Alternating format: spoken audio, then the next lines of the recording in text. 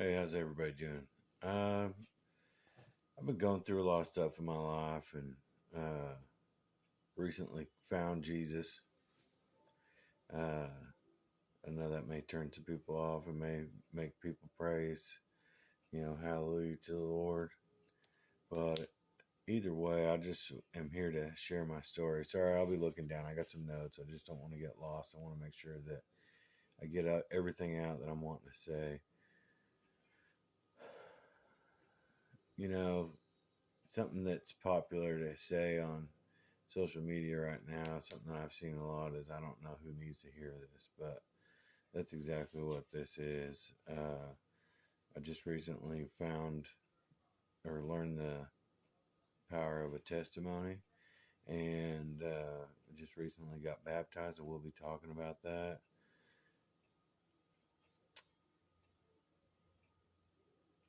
And so when I posted the pictures of myself getting baptized, this is the whole reason for this video. When I posted the pictures of myself getting baptized, it was like the biggest post that I've ever made. And it was just a simple picture of me raising my hand in the baptism bath. So I'm going to share a few things with you just about my background and how I got where I was and the things that I was going through. So let me start up with just my childhood. When I was growing up, it was about as good as it could possibly be in my eyes. My father worked. My mom was a stay-at-home mom, but if she wanted to do a part-time job or whatever, she could go do whatever she wanted.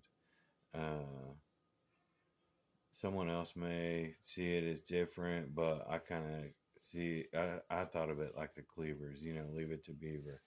Um, it was really like at 5 years old, I couldn't have asked for anything more. My dad took very good care of us, as like I said, like as I remember. My parents never smoked or drank. Um, it was just a really, really good setup. So I'm not sure exactly how old I was. I think it was like a year or two um, that he was sick, but my dad was diagnosed with colon cancer at a very young age. When he died, I was almost 9 years old. He was 32 years old. Back then, they didn't know much about colon cancer, so uh, they weren't able to diagnose it soon enough and weren't able to treat it like they should. Um,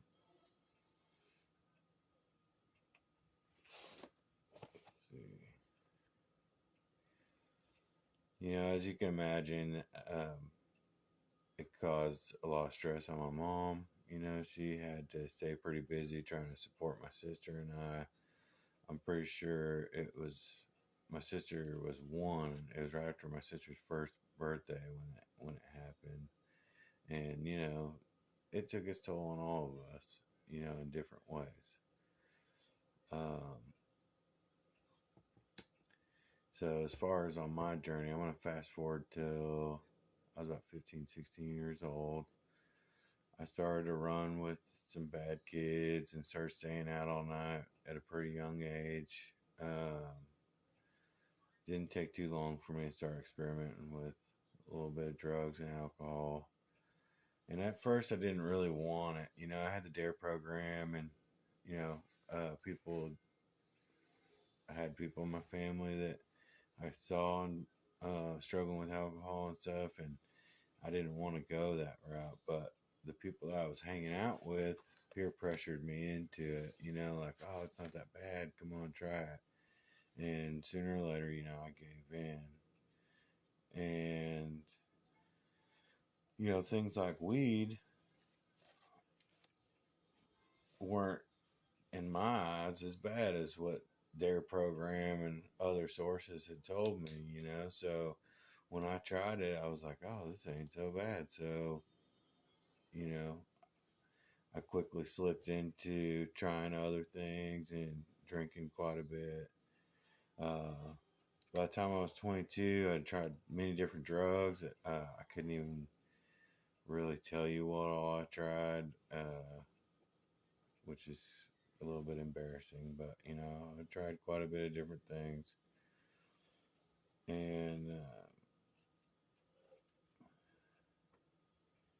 yeah. But also by the time I was 22, uh, I was so open to doing that type of stuff that I had already formed a habit of like getting off work and drinking a 6 pack of beer, taking 2 Vicodin 10s, and then rolling up and smoking a eighth of weed in a cone. And it was it was a daily routine. Like I would get off work and um, this is what I would do every day. And then I had a friend of mine come to me and say, look, if you follow on this path, you are going to kill yourself. You're going to die. And in a not so nice way, I told this person, mind your own business. I'm going to do what I'm going to do,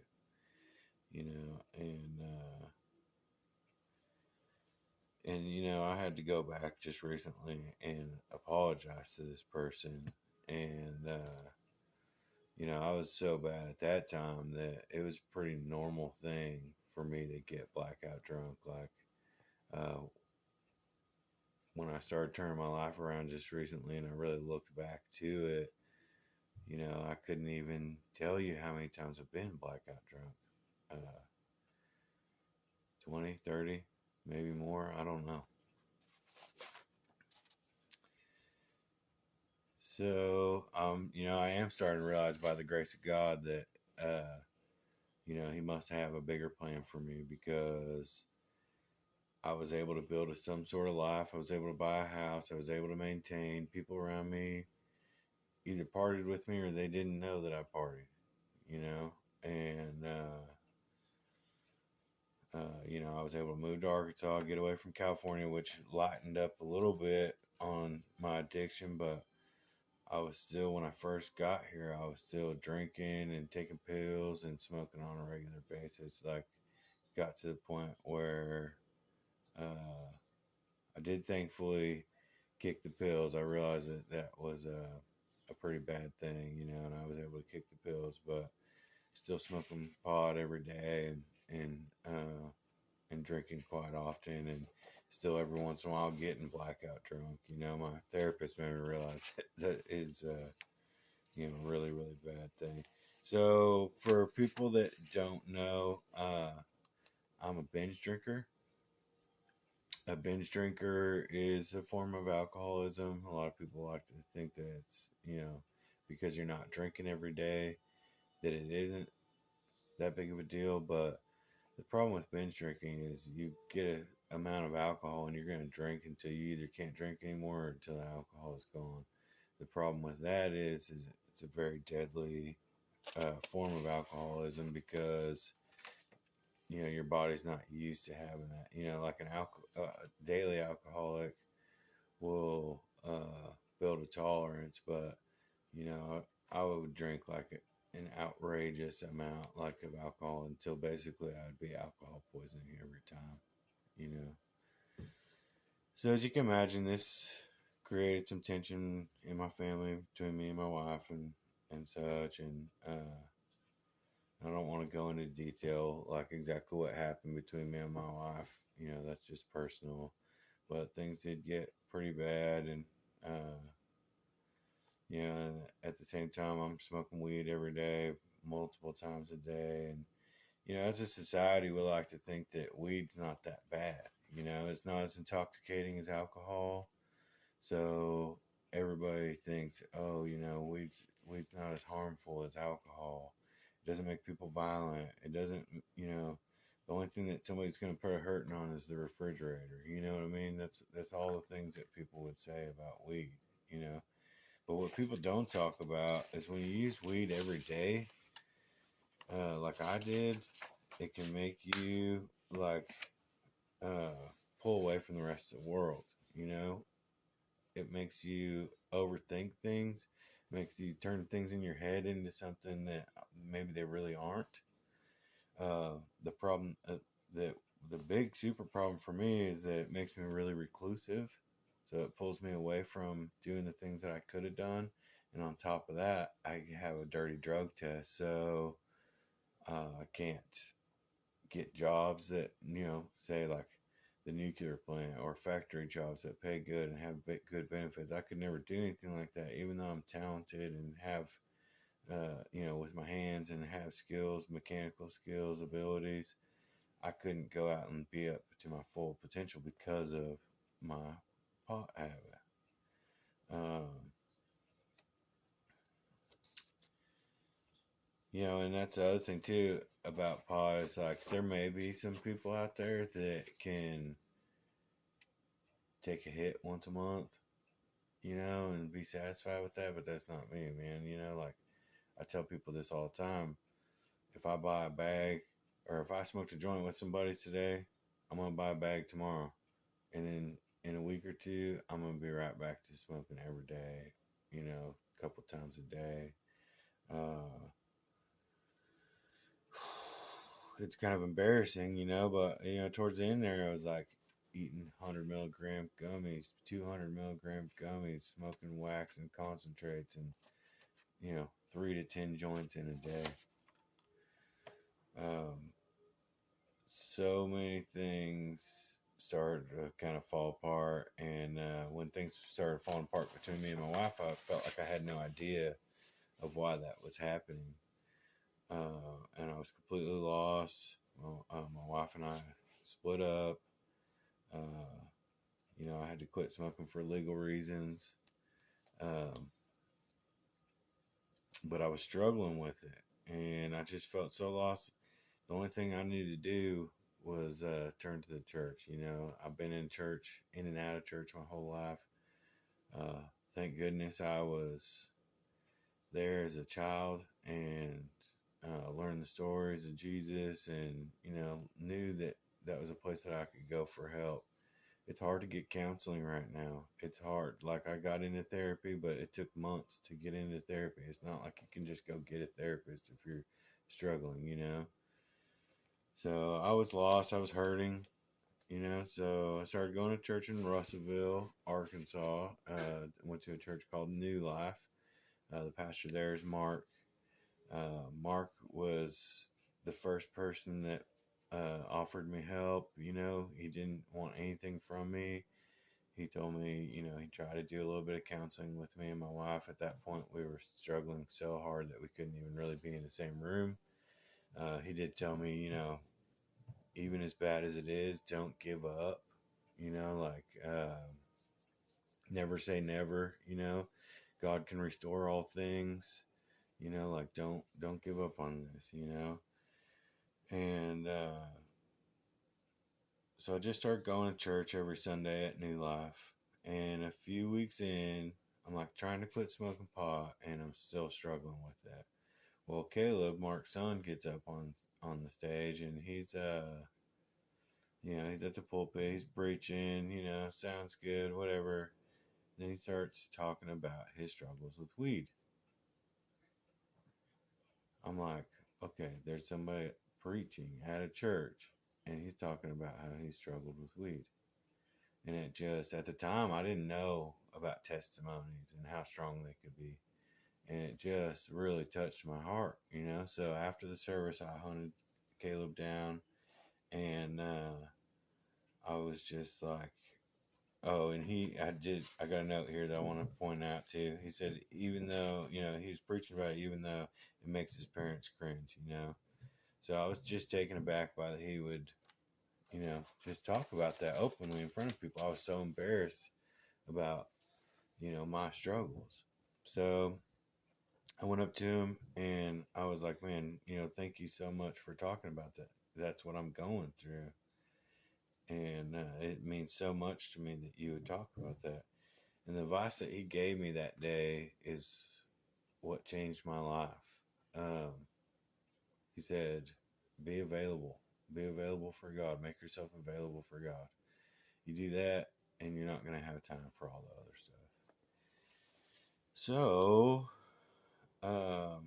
at that time I was on like a week or two off pot, and I was really, really struggling. I didn't know what I was going to do. And so I had a friend of mine.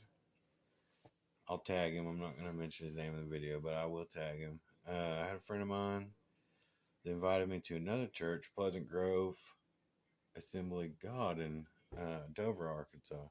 So Assembly of God is a little bit more intense than the non-denominational New Life that I was going to. And I knew that because I'd been to Assembly of God before. So I thought, well, I'm going to go one time. I'm going to go hang out with my friend and, check this place out. He's been inviting me 4, 5, 6 times now. I got to go make an appearance. Well, I went. I was like, man, this one's not so bad. Kind of like that. I really like the message. And I went back. Well, now I go there all the time. I go there 3, 4 days a week. Anytime they're open, they're going to let me in the door. I'm going to be there. This church has really spoke to me. The people that are going to this church have really, just embraced me and brought me in and made me feel like family. When they talk about church family, Assembly of God is exactly that. Anybody that's looking for a church, or Pleasant Grove, anybody that's looking for a church, come with me. Go ahead and come with me. Yeah, I quickly became part of that church. I switched from, I love New Life. I still go to New Life from time to time, but I switched from New Life to Pleasant Grove. I prayed about the pot when I got there, because they are all about the prayer at Pleasant Grove, so I prayed about it at the altar. It helped me out a little bit, but at this point, I didn't really understand the power of prayer, the Holy Spirit, God, Jesus. Like, even though I'd been to church a bunch of my life, I just didn't like fully understand how powerful it could be. So I still had 2 other things controlling my life at that point.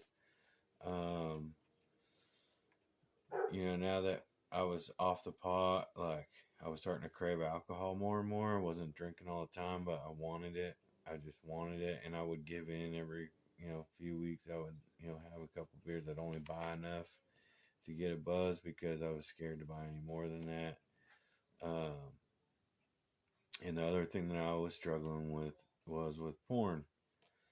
Well, my deal with porn here, I want to talk about that for just a second. I grew up in California.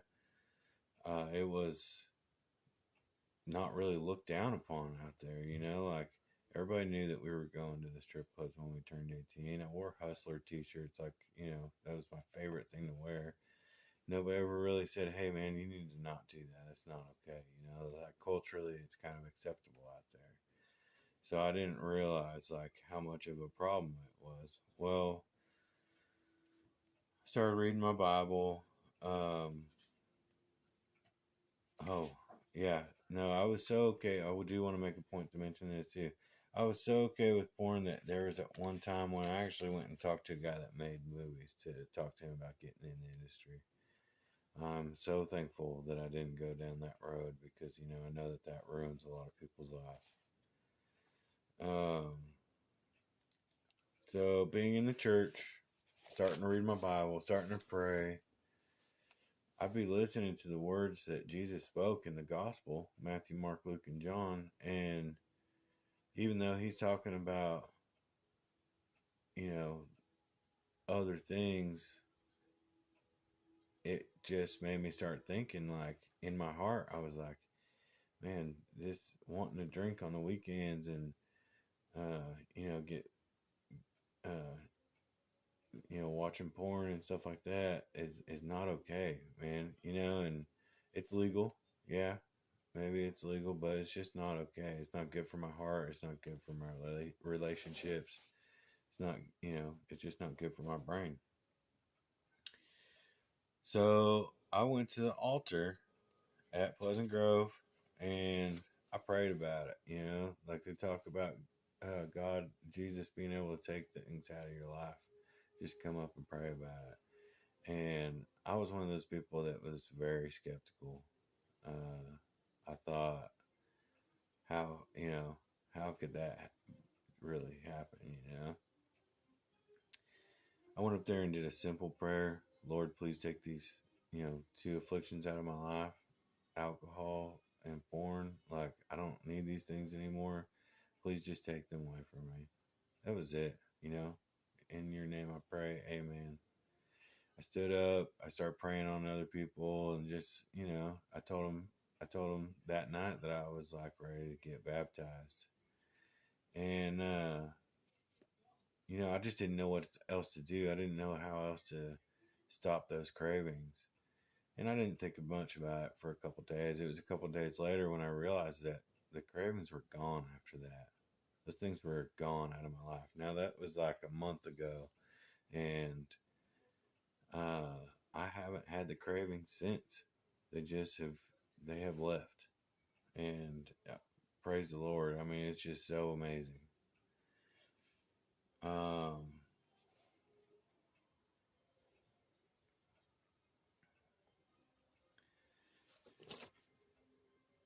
so I was baptized the next weekend.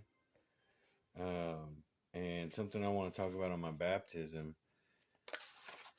So I was baptized, Brother Clint at Pleasant Grove. It talked about, he'd seen people come out of the baptism tank just feeling the Lord, and I thought, man, I hope that's me, and I got baptized and I didn't come up out of that water. And, at that moment, I just didn't feel like much different or anything. I was still Aaron Reed. The next morning, I come into town and I did what I always do.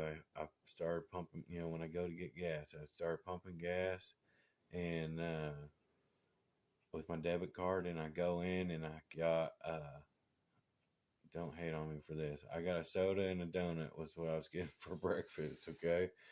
And I pull up to the counter there and I give my debit card, and I had already checked my balance. I had like $142 in my checking account. Well, I give my card, put it in there, and I've done this a million times before. Got gas first, right? Come in, give my card, and he's like, "Card's declined." I said, "Okay, what's the deal?" So I checked my balance again on my phone. It said zero. They had charged me my whole account balance to start pumping the pump at the gas pump, and I'm like, okay. The girl comes out from the back and she says, uh, that's your bank. That's not us. That's your bank. I'm like, I've done this real calmly. I was like, I've done this 1,000 times before. Every other gas station in town, I've never had this problem. She's like, I don't know what to tell you. It's your bank. And right there, the old me would have had a chance to just, get ugly and just, tell her how it was her fault or whatever. Instead, I stayed super calm and was like, told the dude, I was like, okay, well, let me try to move some money around, whatever. And he looked at me and he's like, man, just take it. Just take it. You're good. And I don't know if it's just he saw me, saw that calm in me and was like, wanted to take care of me that day or whatever. But uh, I haven't, I didn't even really think about, you know, short temper my short temper being like, something I needed to immediately work on or whatever, because I could keep it under control. But after staying calm in that moment, I realized how much of a problem I did have, with my temper from time to time. So, I was never that guy that believed that you could kneel down one time and just ask a simple prayer and things to be taken out of your life. Like I said earlier in this video, I don't know who needs to hear this, but if you're struggling and you just don't know what else to do, uh, just try it. Pray. Go to church. Come to church with me. Find a church close to you. If you can't go to church, just just pray. You know, uh, if you can't afford a Bible, everybody's got a smartphone, man. There's free apps out there. I love listening to the app read the Bible to me. It's such, it's such a blessing because I'm not that great of a reader. And, the Bible's a little bit of a difficult book to read sometimes. So just get the app, listen to it, do what you got to do. Um, if it can work for me, I'm hard headed, man. If it can work for me, it can work for anybody. Um, oh, and I will say this too: my church family that I've gained at Pleasant Grove is one of the best blessings that I've gotten. Um, you might just be struggling with not having any healthy relationships in your life. Go to church and you can gain healthy relationships. People that just want to see you. People that just want to give you a hug because you're there. They don't want nothing from you. They don't expect anything from you. They're just like happy to see that you came to church that day.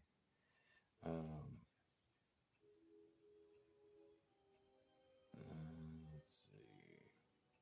Oh, and that's the other thing too. Like there's a lot of talk about denomination and what I believe in, what church I grew up in. You know, in this day and age, just get to church. Don't worry about it. Like my preacher says, there's not going to be a Lutheran section and an Assembly of God section and a Baptist section and a non-denominational section.